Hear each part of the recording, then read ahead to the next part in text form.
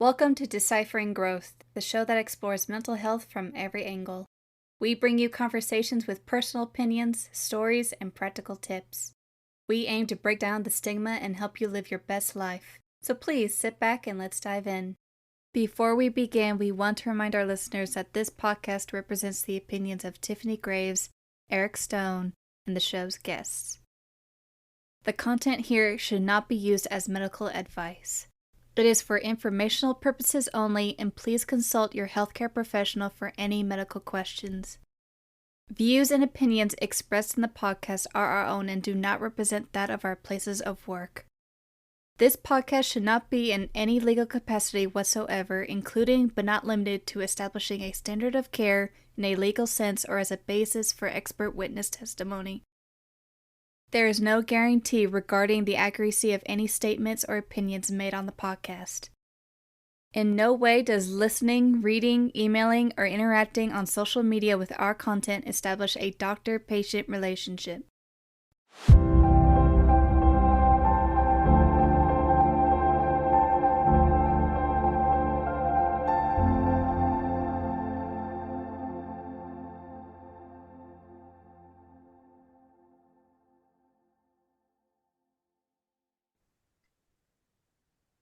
All right, guys, we're here this very early morning, in my opinion, with Sara, who is joining us to talk more about ADHD.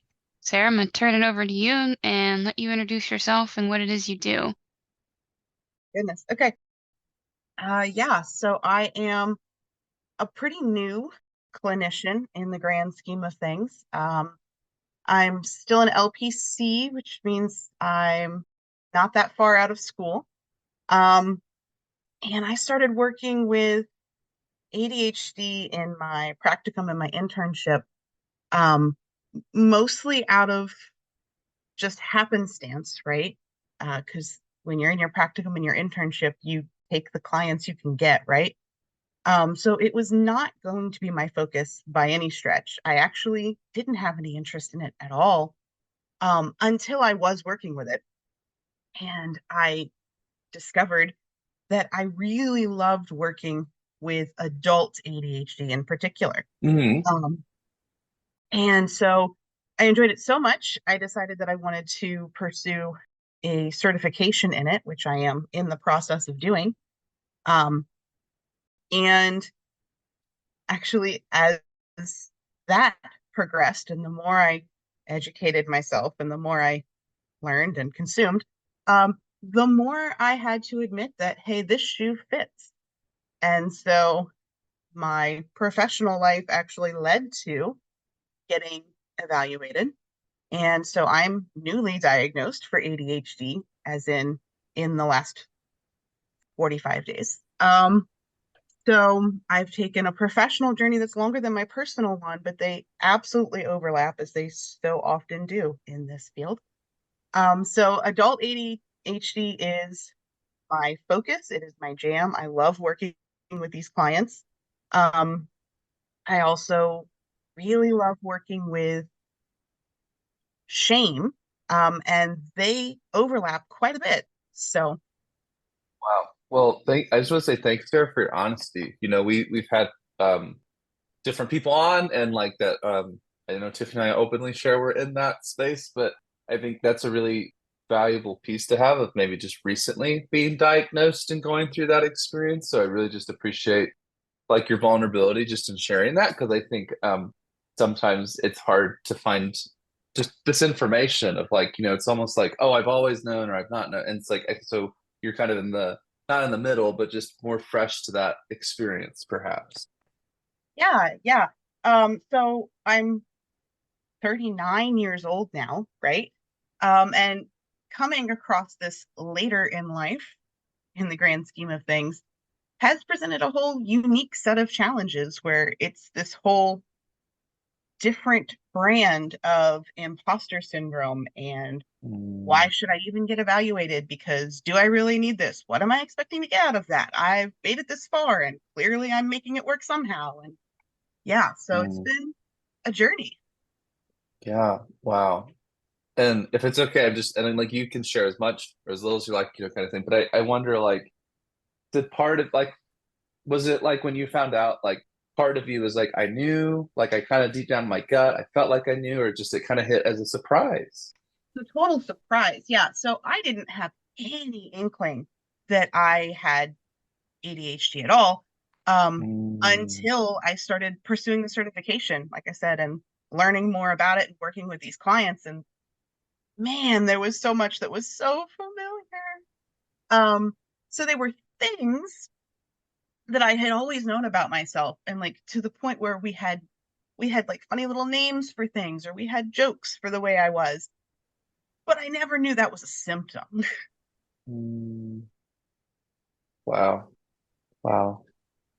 I appreciate just your honesty. I just think I don't I think it's like we've had a lot of folks that has been very valuable, but I don't think we've had this perspective presented yet where it's like I didn't really know. My gut didn't know. I just went in and then now I'm dealing with the, finding out this information and what it means and what I do with it. Yeah, yeah, Yeah.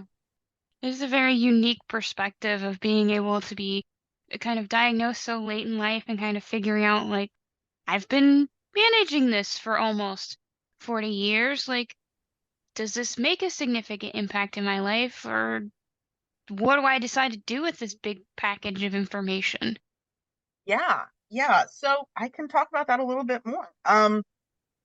Yeah, there were certain things that I always did that we kind of thought were funny little things. But again, I had no idea that those were symptoms until I started getting educated to work with my clients better. And there's that moment where, like I said, man, this shoe fits. This feels really familiar. And you question that, right? Because we don't want to self-diagnose. That's a big no-no. Um, and so there's an imposter syndrome that goes with that. Like, well, I'm just applying this to me because I'm immersed in it, right? And man, if this was a real issue, would I have been able to get where I'm at, right? Because I've been through school, I did well, I got my master's, I passed my exam. Like, come on, I'm making this work. If this is a real problem, then wouldn't I know by now? And so there's some imposter syndrome that came at it from that way. And then again, when I finally made the decision to actually go get evaluated, it was in part because I felt imposter syndrome both ways. Like I feel like if I really believe this is true about myself, then shouldn't I claim that and be open about that?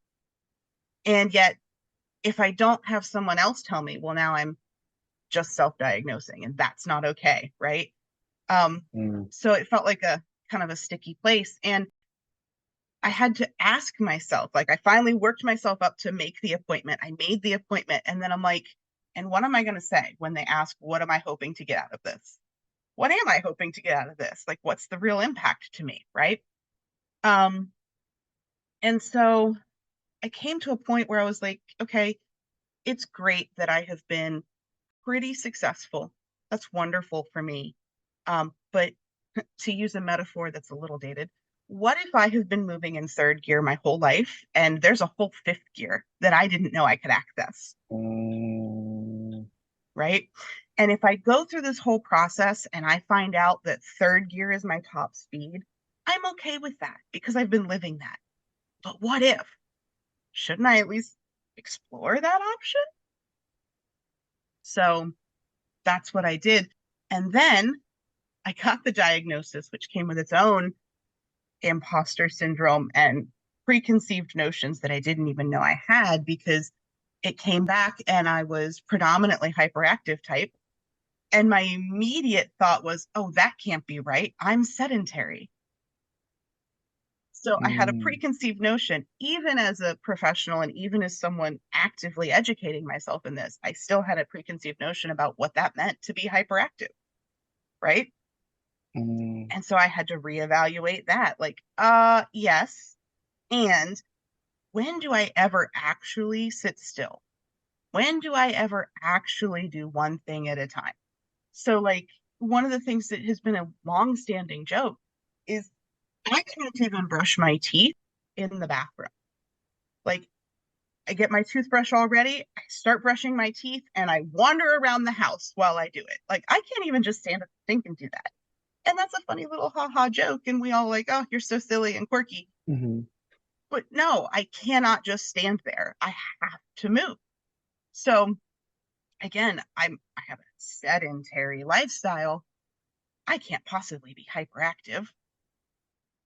Yes, I can. And so it just looking at things completely differently and challenging that initial sense of, no, that's not me. ADHD looks like something else. Yeah. I just relate to what you're saying, Sarah. I think it's like, oh no, like especially I was successful in this area where I need executive functioning, so it can't be that. Like I almost felt like I didn't, and I'm just being honest for myself. I was like, I didn't want it to be that. I was like, oh no, that can't be it. It's this or that. And Tiffany, it sounded like you had something too. Yeah, I was like, I'm gonna feel a little called out with the brushing the teeth thing because, like, while most of the times I can stand there and brush my teeth, like, it's not a big deal, my mind is always like, well, you're brushing your teeth. Like, put your laundry in the dirty laundry hamper. Like, put shit away that's laying around. Like, make better use of your time. Yeah. The while I'm doing this, let's also, and that's another thing that I had to take a step back, and I'm like, okay, in your day, genuinely, when are you ever only doing one thing? When? And I came back with sometimes in the shower if I don't start music. But even then, again, not recognizing things for what they are, I'm probably in the shower having a conversation with someone who is not really there. And I may or may not ever have that conversation in real life, but I'm just talking it out to the world. So I'm never doing just one thing, ever. So when I got my diagnosis, they actually supplied a whole list of like behavioral coping techniques, right? And I got on the phone with my husband immediately and I read them out loud to him. And he's like, you literally do every one of those already. Yeah. So I have managed to find ways on my own through life to cope, but never knew that's what I was trying to cope with. Yeah. And now you have the words for that experience. Yeah. Which I think would be very empowering to have now. Yeah.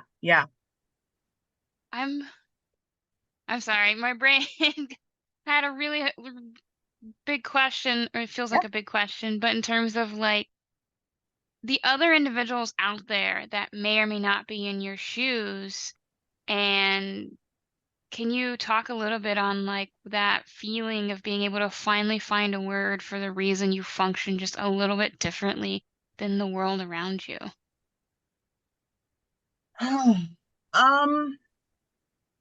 It's for me personally, and it's still early, right? It's very early. Yeah. In the day and in the journey. I'm still in the world is shifting phase, right? Where everything looks a little different. And sometimes that's very humorous. Like I think back to those times on Facebook when I would scroll by memes, right? And people would be like, things I wish my neurotypical friends understood. And it's a list of things. And I'm like, oh, I totally get that. And I'm thinking like, oh, I'm top-notch neurotypical friend, right? Not recognizing that maybe I understand all those things already because I'm not neurotypical. Turns out. So sometimes it's humorous like that. And other times, I have found it's a whole shift in my identity. And sometimes I'm angry.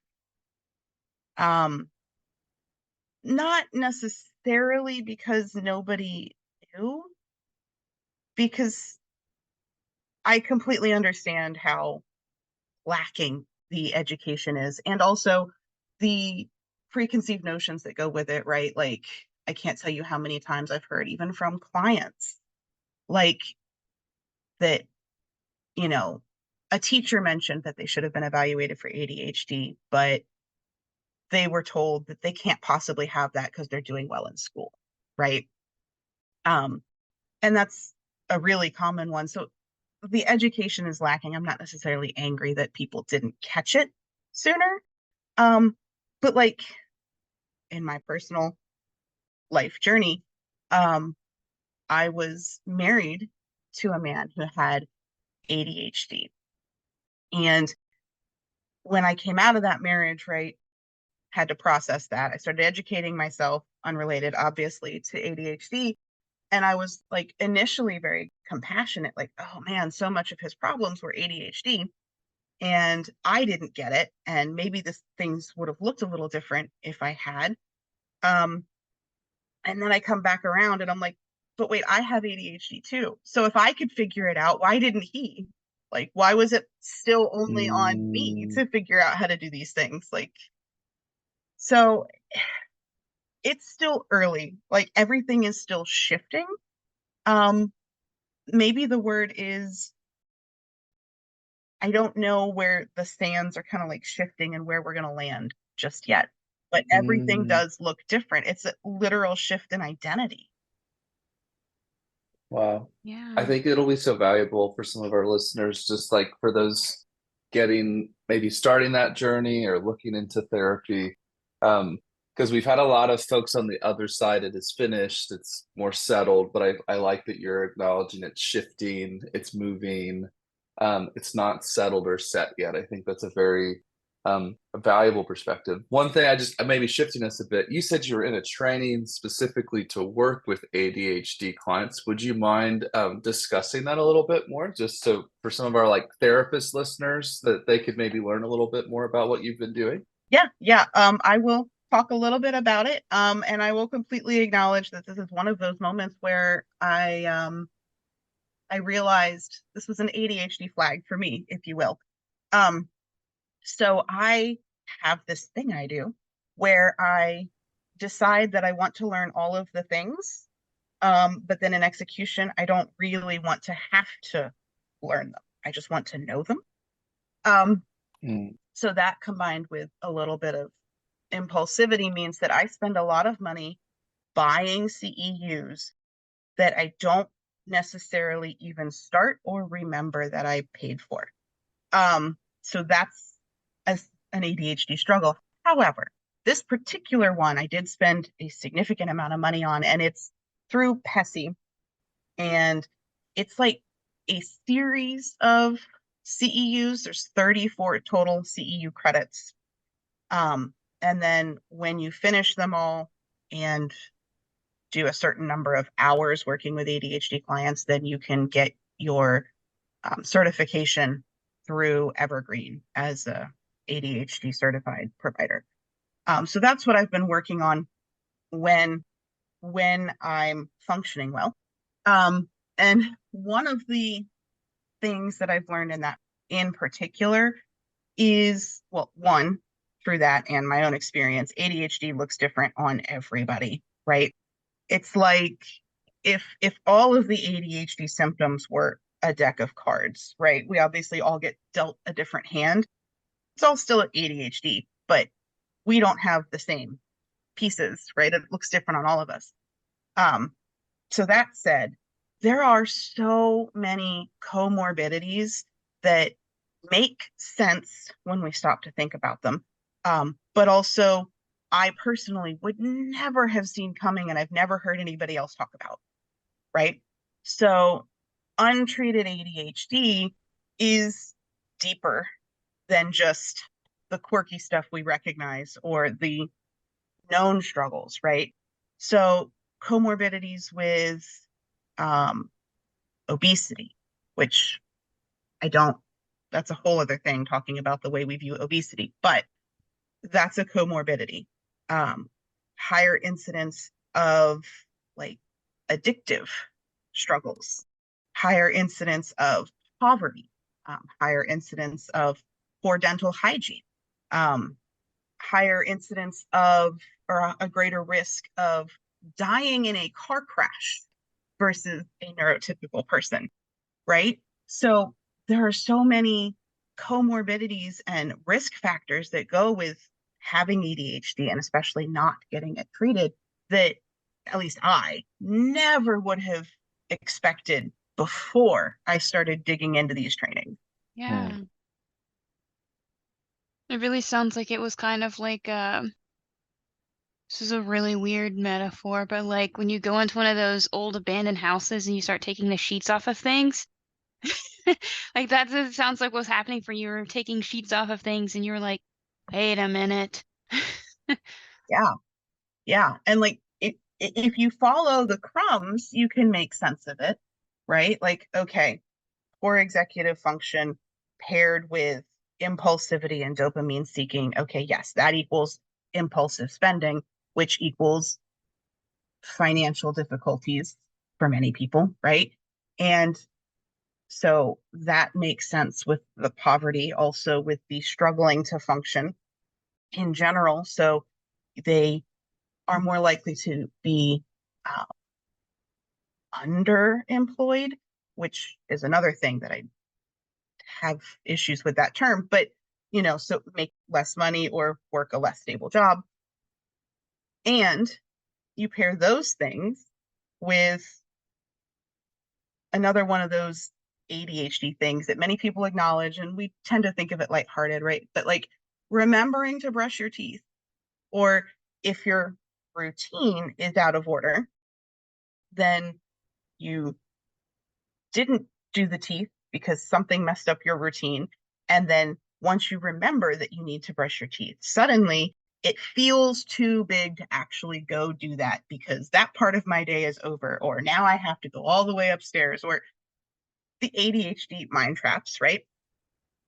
So if you have, difficulties like that, it makes sense that you have more problems with your teeth, especially if you don't have the money to go to the dentist and spend a bunch of money having them repaired, right? So when you follow the trail of breadcrumbs, it makes sense. But I personally would never have said, like, oh, this person might have ADHD.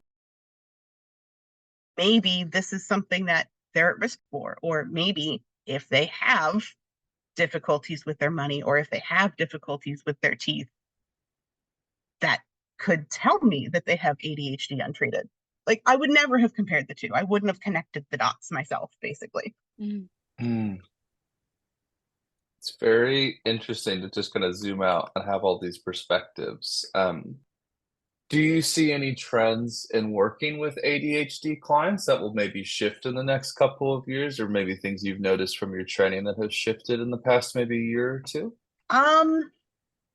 Well, okay, I don't know how fresh these are. No worries. Some of them, but the connection between habit formation and dopamine, right? And how that relates to people with ADHD. I'm pretty sure that was fairly new. It was definitely new to me, and it was in this training series. But that has been really interesting because that was something I definitely struggled with, and I'm trying to stay somewhat coherent here because my brain wants to tangent. That was something that I struggled with, and so that's one of those things that if I have a client that comes in and says, like, man, I really just, no matter what I do, I can't stick to a routine, or every time I try to start something, I just can't be consistent, right? Now I'm thinking, okay, maybe we're having difficulty with habit formation, and there's a little bit of smoke here, and let's see if there's more. Maybe there's a fire. So that was really interesting for me to learn. Really, really recently, as in yesterday, I learned, I know, was it Audrey or Aubrey? Yeah, Audrey. Audrey? Yeah. Whoever was on the last episode. Yeah. She mentioned Attitude Magazine, which I love. I'm definitely a subscriber and I follow that. But they just recently, in the emails that I get from them, they had an article about the link between estrogen and ADHD symptoms. And so people born in a body with a uterus, different ADHD symptoms or a different level of symptoms depending on where they are in their cycle. And it's linked to the estrogen levels that their bodies are producing. And so now some prescribers are trying to work with that and alter medication for different doses or different pairings based on that time of month in order to better treat the symptoms that are being experienced at that time.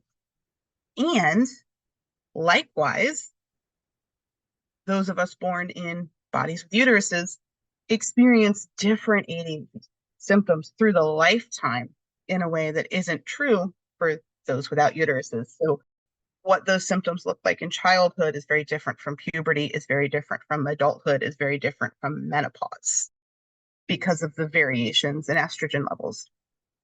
So that was really interesting, and I'm very curious to see how that plays out. Wow. Yeah. I'm gonna have to ask that question more often because I'm just like, my brain is so interested in learning so much. Yeah. But I do think it's important to recognize that, like, as the field is developing and advancing, we're starting to recognize that different genders do experience mental health concerns in different ways, and that it can look extremely different in person A versus person B. Yeah. Yeah.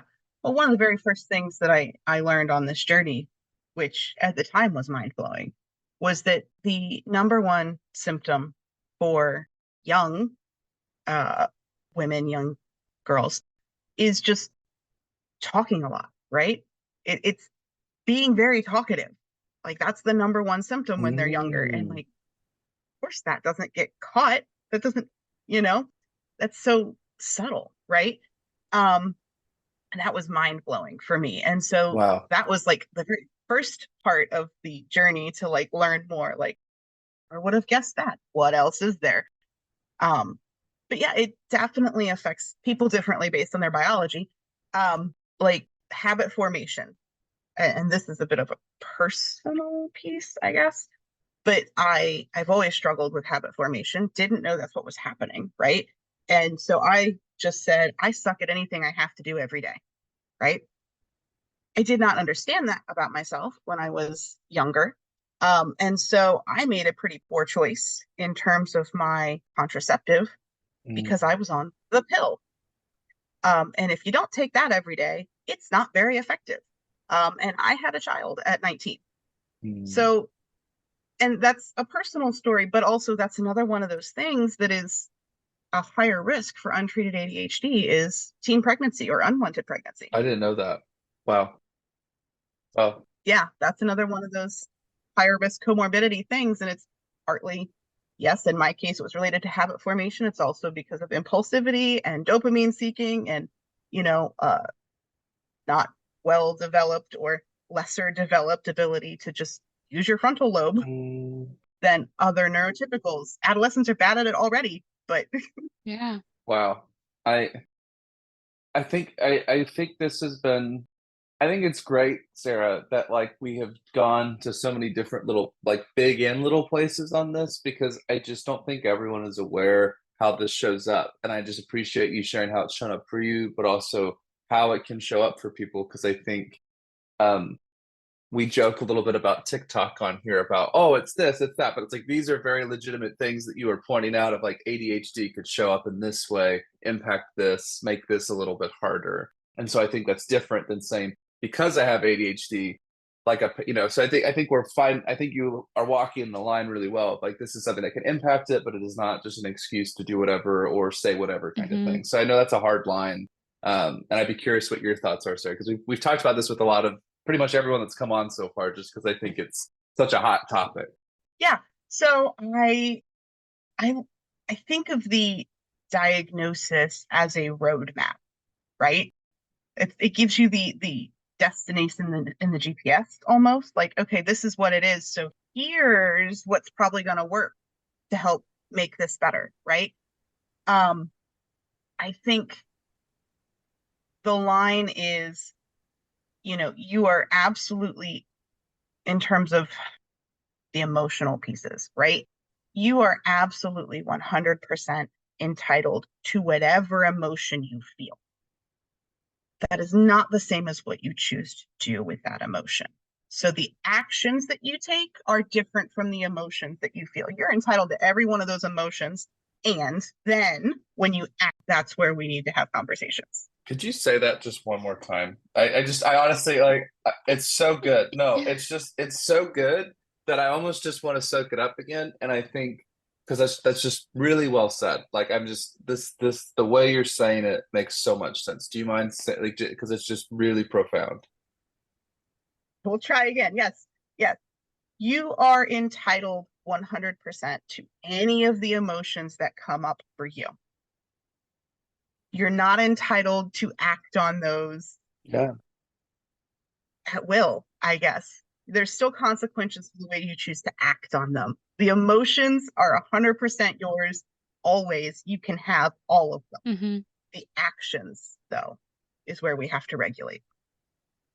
That I think is the biggest gap I see with my ADHD clients. If I'm just speaking very zoomed out, that I think there's this big disconnect and I feel this way, so I feel like I should be able to have this action. And specifically for partners or like being a part of a family unit, like that's very difficult. Like, well, I'm overstimulated and I'm wanting to be really angry. I tend to work with more like adult males who are working through figuring out that they're on that ADHD place or have some of those symptoms. And obviously, we're allowed to show anger, you know, as men. I joke with my clients, but even here, if I got really angry about traffic and talked about it in this recording, you guys would be like, "Oh, okay." But it's like typically if I was like sobbing about this horrible Ohio weather, it'd be like, ooh, that's a little different. You know, I don't know. Just even we're therapists, right? So just sometimes I use that to point that out. But I do think there's this huge gap and feelings are okay and valid does not entitle the action. I think that's a really great way to summarize that. Tiffany, what do you think? No, I it's a great way to summarize it. It's almost comparable to the way that I summarize it for all of my clients is like you're entitled to have every single emotion under the spectrum of emotions, but you're still responsible for how you choose to react with that emotion towards other people. Wow. Man, I could sit there all this for probably the next 3 hours and I'd be fine because I just think that is a huge gap. I think it is more than just ADHD, but I think that's the one I see the most. There's this really big disconnect of like, well, this is how I'm feeling and this is what I need to do or feel like I should do. And it's I think very tricky.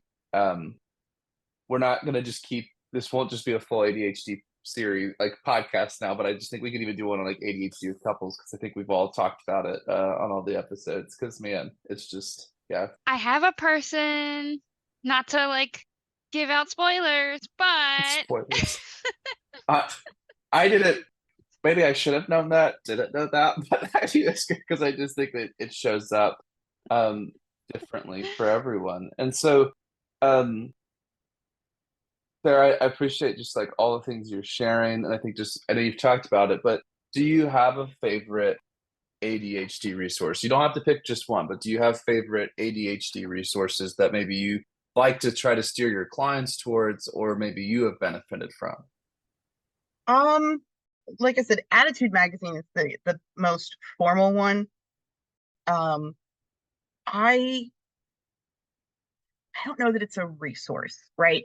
But one of my go-to things that we do or that we focus on when we start this journey is just reminding my clients that as adults now, they get to set the rules for their life and encouraging them and helping them to explore different ways to approach life. And it can be pretty profound, right? To break through that the mental walls of I'm supposed to do things in a certain way, right? So one of the things I'll keep it very vague, but one of the things that is a client who maybe is struggling to do the laundry or do the dishes, right? And so because I come at things from a lens of shame and narrative therapy and whatever, we work on externalizing the problem, and there's a lot of what got in the way, right? Because once we accept that the problem isn't me, I am not inherently the problem is something else. Now we open the door for problem solving, So when I'm asking, what got in the way, and they say, man, I really just wanted to watch TV. Okay, do both. Why can't you watch TV while you do the dishes? Why can't you do TV while you do the laundry, right? And for some, that has been an utter game changer to recognize that they don't have to do things the way their mom did or their dad did or the way that friends do, right? And that's okay. For others, it's acknowledging like, okay, well, what got in the way? Sometimes it's decision fatigue. Your brain is working so hard every day, and that's real for everybody, but ADHD brains also work incredibly hard just to get through a normal day. By the end of the day, it's just making a decision is too much work, right? So maybe the answer is you don't make a decision. Maybe you have your to-do list and you roll the dice and the dice tells you what to do, or you pull it out of a jar, or just not even having to make the decision is sometimes a game changer. But so that's kind of what we do. I really focus on that. It's not really a resource per se, but that's an approach maybe. But taking the fault out of ourselves, right? And opening that door to creative problem solving. And that's been a game changer for many. Yeah. Tiffany, anything else you're noticing or want to maybe reflect on or ask about today? Yeah, so I think maybe the last thing I want to ask you about that we can kind of wrap up with, because there may be a lot here. Personally and professionally, as you've went through this journey, what are some of the do's and the don'ts we as the general public or we as therapists should be aware of when working with and exploring the option of ADHD? Oh my goodness. I hit bangers, I'm sorry. It's okay. It's okay. The very first thing that comes to mind is, again, that ADHD looks different on everybody, right? And that was something that came up for me personally in and amongst all of my imposter syndrome with I can't possibly have this, because I have ADHD friends and they have this struggle and I don't have that. So theirs is real and mine isn't, right? So keeping in mind as therapists that it looks different on everybody. And so when a client comes to the door with ADHD, right, I would say spend maybe a little more time looking at what that really looks like for them. And maybe they don't know either all the ways that it affects them, right? Like we're three people in this room who have ADHD, and there were things that I knew about that you didn't know about, right? So even as therapists with ADHD, being well educated and experienced and living with it, even we don't understand the full impacts, right? So remembering that, the imposter syndrome is very real, in my opinion. I would also say this is true of every client, but ADHD clients, I have not worked with a single ADHD client who was not also battling shame, who was not also battling some other comorbidity, but all of them had shame. But they had shame and depression, anxiety, binge eating, right? And so it's ADHD, again, it's like a roadmap, but it really is just the tip of the iceberg. So look for the shame, and my personal approach, really attack the shame with it, because shame, being I'm bad, obviously that's not a productive mentality. And when we are the problem, that's uncomfortable and we're not going to look at that, right? And that's going to be a roadblock to problem solving. So really watch for that and be intentional about digging it out. because I've not worked with a single ADHD client that didn't have it. That is a brilliant response. Tiffany, anything else on your list? I feel like I have talked a lot, so I don't want to steal any remaining time we have.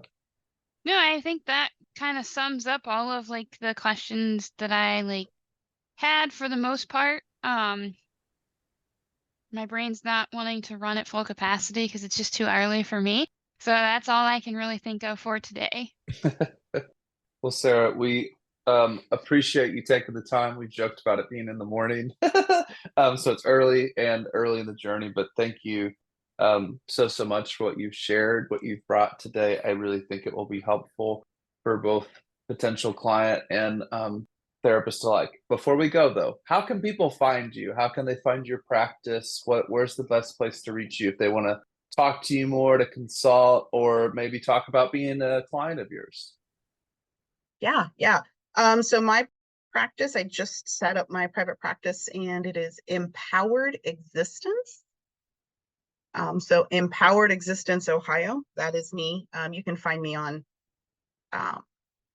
therapist.com. You can find me on Monarch. I'm on OpenPath, and I'm on Psychology Today. Awesome. Well, Yeah. it has been a pleasure, Sarah. Appreciate you, and I'll have to circle back in here when you finish that training because I'm just going to be curious what else you got from it. Awesome. Yeah, we'll have to hear more. Sounds good. Thanks for tuning in to this week's episode of Deciphering Growth. We hope you found our conversation helpful and insightful. If you enjoyed this episode, subscribe to our podcast so you never miss an episode. Don't hesitate to contact us on social media if you have any questions or comments. We'd love to hear from you. Until next time, keep growing.